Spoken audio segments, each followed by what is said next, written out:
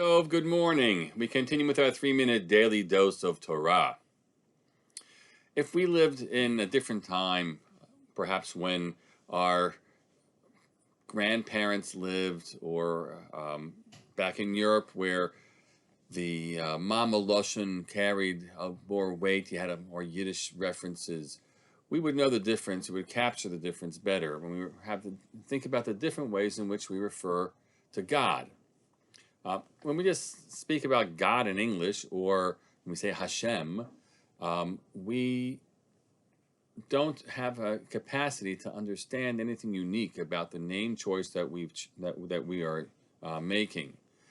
God is pretty much just God, a catch-all, overall reference, and maybe perhaps Lord our God. We'll capture that a little bit.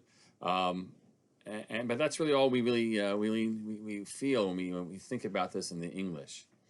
And Hashem doesn't help it either, because all Hashem means is the name, when we're not ready to say the ineffable name of God. It doesn't take us, and often it's Adonai that's the replacement, but we're missing something.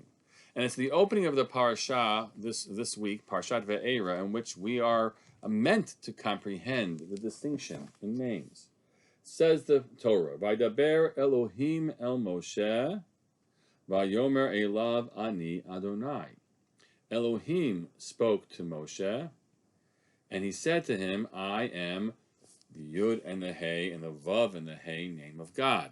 And then he goes on to say, Vaerah Abraham Yitzchak Yaakov, I appeared to our patriarchal ancestors, Be'el Shaddai, a third name of God, El Shaddai.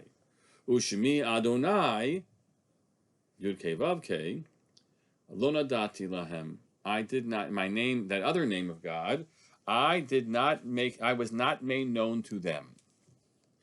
And Rashi captures this very carefully when he says, it doesn't say Lo hodati lahem, not that I didn't make that name known to them. You can look back into Sefer Bereshit, and you'll see that God will sometimes certainly be referenced as the Yud and the Hey and the Vav and the Hey name of God.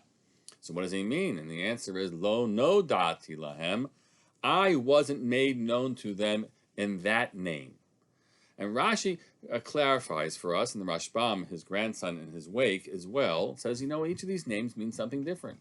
And when it tells us, for example, when God says, I appeared to the ancestors in the name El Shaddai, that name is associated with, we can break it down another time, but it's associated with promises.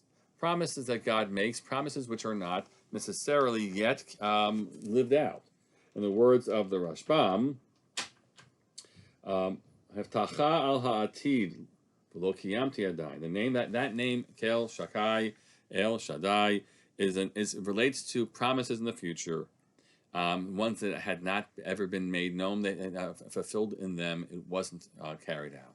But this third name of God is a different name, and tomorrow we'll pick up on how we are to break down that name of God a little bit more. Have a great day.